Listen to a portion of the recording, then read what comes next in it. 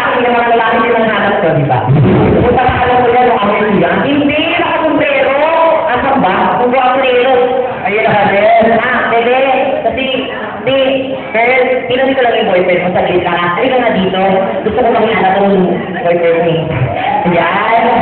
Dito na nga kayo sinasabi ko. Nakatanggap ko na rin talaga yung pangalan namin mistress. Ako ang mistress mo, walang pastress. Ay, ang sangkat. Ito ay naman sila sa ulo. Nakakulay pula, nakasombrero. Ito ka ba na? Raymond, yan, Raymond, at least hindi ka na high school student, matipid-tipid. Raymond, okay lang ang kaibigan. Hey sir, can I invite you over here? At least para makakit ko na yung English ko. Halika,